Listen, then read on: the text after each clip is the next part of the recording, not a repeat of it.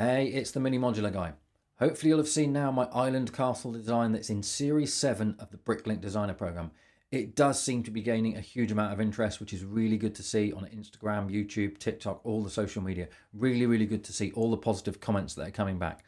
What we're going to do today is we're going to first take a look on the BrickLink Designer Program website itself at the design. Then we're going to go beyond that. We're going to take a look at it in the BrickLink Studio software. So the BrickLink Studio software is the 3D Lego building software that a lot of designers use behind the scenes of the BrickLink Designer Program to prepare their designs for submission itself. We're going to go beyond that as well. We're going to take a very quick look at it in Blender.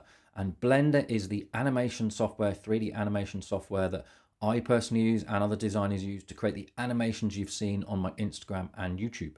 So stay tuned and we'll take a look. So here is the design first of all on the BrickLink Designer Program website.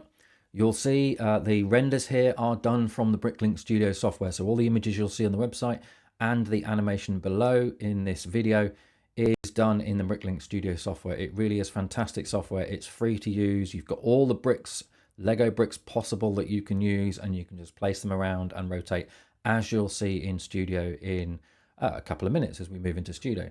But you can see the pictures here. We've got this beautiful rock arch. We've got the water and the island underneath.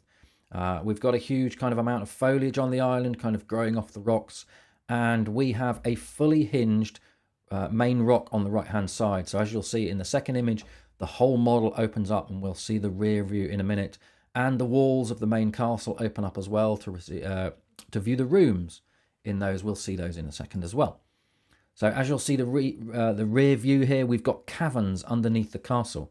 We've got a small dungeon there with a skeleton in, and we've got some of the wolf pack there in their kind of makeshift rooms that they've built underneath the castle, and kind of stone stairs that they've carved into the rocks.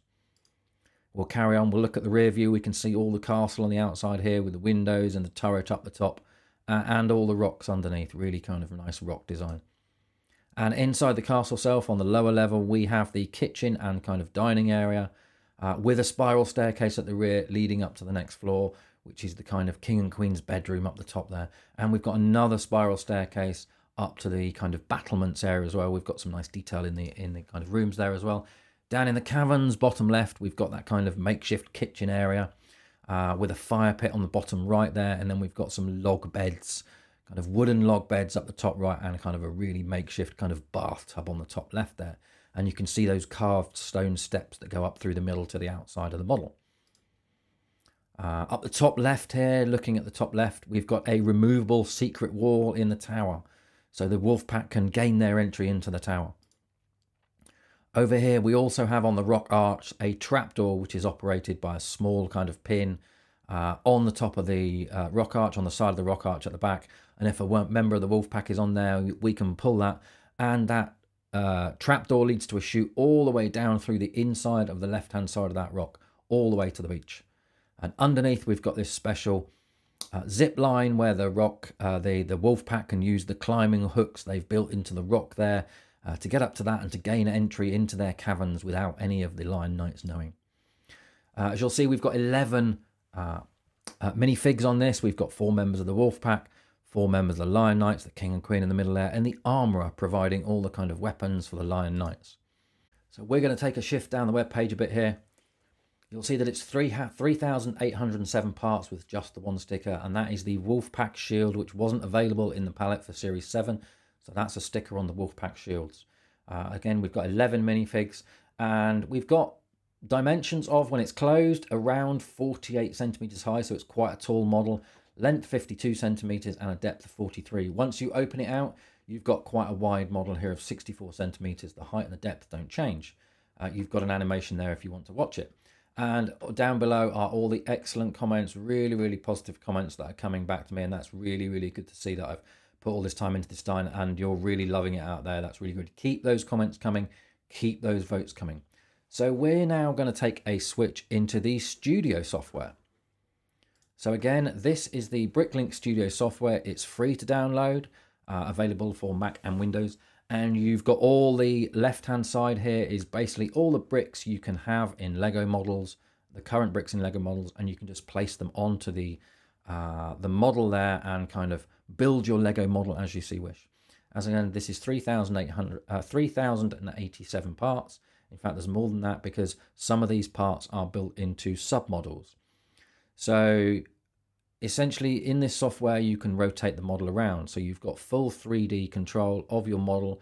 So you can look at it from above, you can look at it from behind, you can zoom into the model as well, and you can pan around the model as well. So you can rotate it when you're zoomed in, and you can pan around so you can see the various parts of your model, place the bricks as necessary. Really, really powerful software here, the BrickLink Studio software, and you can obviously bring minifigs into it as well. Really, really good. So let's take a look at this design. So if I zoom out a tiny bit so we can see it all on the screen. Again, we've got those kind of the main rock arch in the center here, leading over from the left-hand side. As I said, we've got a trapdoor just in the arch there, pulled by this pin, and then the trapdoor at the top will fall down, and the exit to that is behind this ladder. So there's a chute going all the way down through this rock arch, and the minifig will pop out under this, behind this ladder. We've got a raft for the wolf pack on the left here, and we've got a boat there for the line knights to access the island. Zoom out again, bring it into the middle. We have got some beautiful stone carved steps leading from the ladder from the jetty all the way up here to the front door of the castle itself, which is fully openable on hinges at the back, and some lovely kind of stone detail leading up to the doors there.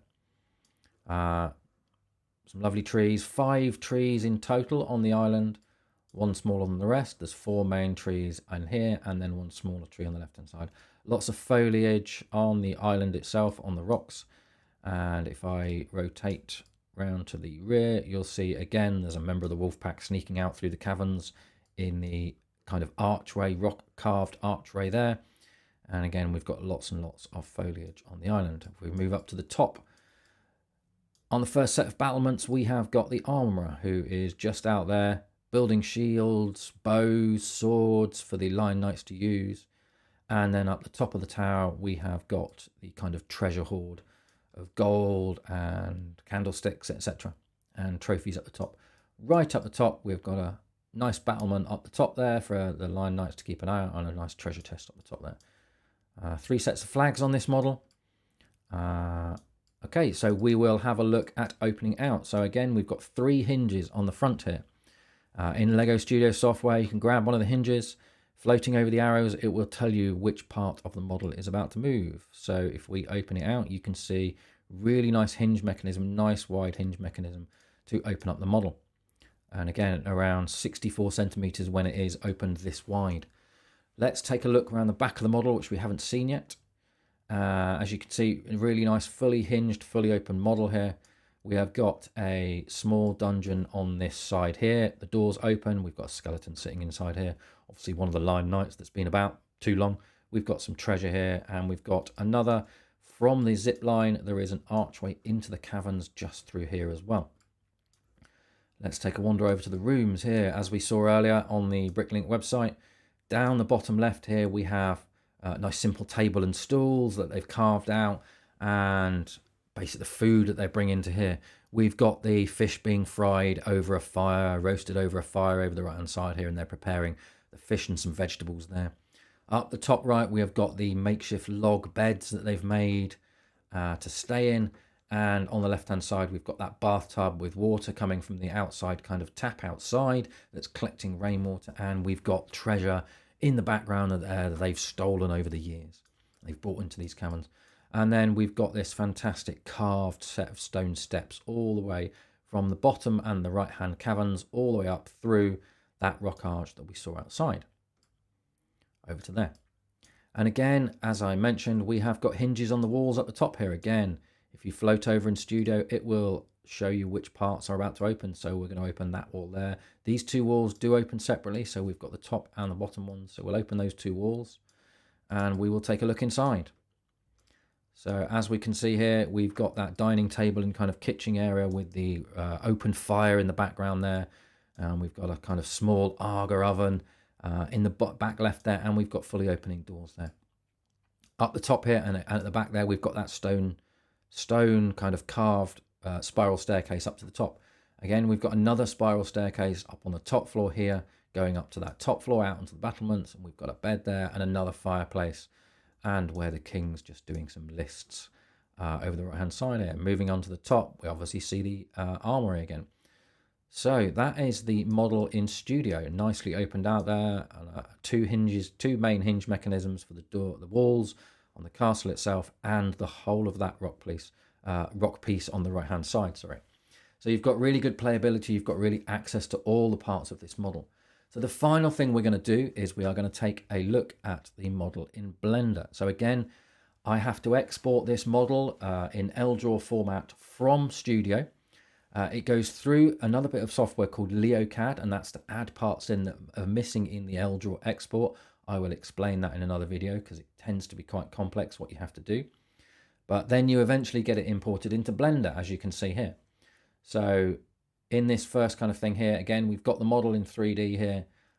We have actually got a water plane that I've brought into this model as well. You can't see it in this particular view. I will switch into the kind of semi-rendered view in a moment so you can see that. But again, we've got the model here. All the same aspects to this model. You can spin it all around. You can look at it from above. The orange triangle there is basically where the camera view is. So I switch back to the camera view. It will show you where in Blender the camera is currently looking at the model. And that's to set up things like animations, everything like that. So if I switch over to the rendered view, which is here, the viewport shading view, you will see all the lighting that's coming onto this model that I've set up, and you will see how all the water kind of background that I've put in and the sunset on the left hand side here. If I rotate the model around, you will see the sun just there and the sunset coming out onto the water. Again, in this view, which renders momentarily and takes a little bit of time to render each frame as you're doing this. This is to build up animations and really see those animations coming through. So again, I will do another video where I'm showing how I've animated some of these things on the Island Castle and got that file. Again, it's quite a complex process from the BrickLink Studio software over to the Blender software itself through that third bit of software called LeoCAD. I will talk about how I've done that process because I said it is a quite complex process to kind of bring through.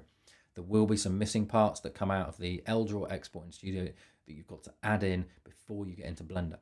So that's that video for today. Hopefully you've enjoyed a tour around the castle in the BrickLink website, the Lego Studio software, and Blender itself.